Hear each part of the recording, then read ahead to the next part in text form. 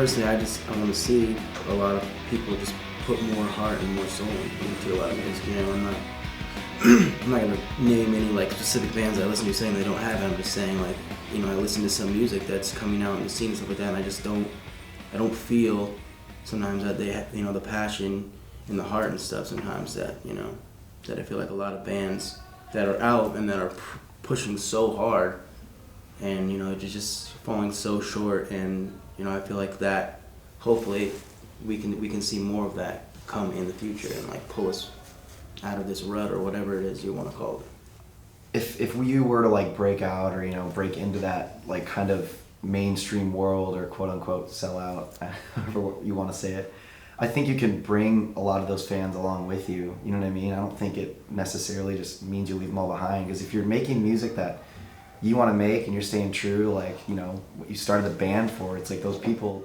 should still follow you. I mean, if you're doing like a 180 or something with your music just out of nowhere, I don't think anyone would follow you. But as long as the change is meaningful and it's not too out of control, I think you can bring a lot of those fans along with you into a world like that. I mean, it goes back to what it said. It's just, you know, pretty much all about being genuine. Yeah, the ceiling is real though. It's tough to break that ceiling through doing what you want. Like, I feel like that's what half the reason why Underoath isn't a band anymore. A lot of things are out of your control, especially in this world. Like, you have a record label that's based around the scene, and a manager that's based around the scene, and a booking agent that's based around the scene. And I think there's limitations to everyone's strengths, you know. And not that I'm not shit talking anyone that I've worked with or that you guys work with or that I work with now, but it's very true. It's like we, you know, bands like us, and you know, we didn't, when it was so strange to be in a band that had any screaming or aggressive music in it, you didn't have major labels barking at your door, and now they probably do. Like, I mean, I know Underoath sat with Universal and laughed and thought it was funny, and we were just like, yeah, screw this. We're not doing that. You know, they're going to limit how we write our songs, and I feel like some people do take that jump, and then there is less control had by the band, and then you might lose your fans trying to break that ceiling. But if you can do it the right way, which I don't know if I've seen it done yet, maybe Bring Me is doing it now, but, you know, like, to break through that into the mainstream world, it's really tough, and I don't really know the right way to go about it, but I know that there is a ceiling, and it's, you start treading water, and then how long can you tread water before you catch a wave or you're going to drown? So, I don't, you know, it's not, and if you do it the honest way, I think it's going to work, but you're limited by there's so many different obstacles to make a breakout, I guess, of this scene or whatever you're calling it. But I think the scene now is so less, there's the walls aren't as high either. Like, it's easier to maybe to like get up there and go, but it doesn't go as high, but it's easier to jump over, if that makes any sense. Because, like I said, back then, it was crazy if you screamed one word in a song. They wouldn't touch you with a 10-foot pole. You know, we played live TV in every country except for America. Because they were like, you scream one time in that song, you're out.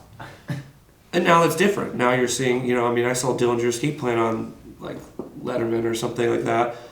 Saw Mastodon on Kimmel. You know, things are changing, but I don't know. We'll see what 2015 brings. Yeah. Part of breaking out, I think, doing it the honest way is you have to grow up with your fans. I'm starting over now. Like, I have a new record. It's a completely different band. It's a completely different sound. I did that because I wanted to, not because I'm trying to be a rock star or anything. This was just natural. Like, I wrote a record by myself. That's what happens when I'm not with the rest of the Underoath dudes. I feel like you have to grow up with them, because when you keep trying to please, you're not 18 playing to 18-year-olds anymore, you know, and then you're 25 playing to 18-year-olds, and then you're 30 playing to 18-year-olds. There is a disconnect there. We didn't grow up the same way those kids did. We don't go through the same shit that those kids go through in high school. Like, my high school experience is totally different than maybe even one of kid that likes Weecar. You know, like, you have to kind of, your music should grow as you grow, and your fans grow with it, you know? I think a natural evolution, at least in my mind. But I think that's the best way to put it. I mean, a band I really admired for, like, you know, the way they changed throughout their career was Thrice.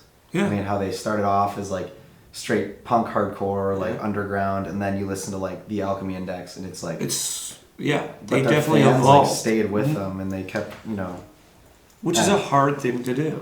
It's very hard. so hard. Because no matter what, you're going to piss someone off. Someone's always going to like your old shit better, and they're always going to say you changed for this reason or that reason. But you got to do it for yourself. I think that the key to this whole interview is it's like you stay true to yourself. You know, we're changing, we're growing, we're men. You know, we evolve and into different human beings as we grow up. So should our music. Because I can't pretend, you know, like to write They're Only Chasing Safety again because I'm not 19 years old. You know. Yeah, that's exactly how we feel about like To Plant a Seed. Like people are like, I love their first record. Well, you know, I was 19 years old when I did that. Like, Yeah. I view everything much differently then. My tastes have changed. Like, I don't know. And then those same people that like your old music, you know, if you put out To Plant a Seed 3 times in a row, they would get pissed. Yeah, they don't want to hear that regurgitated. Yeah, I mean, Yeah. everyone wants you to evolve as much as they fear it. admitting People, that. you know, Yeah. people fear change. We all do, but sometimes change is good. Yep.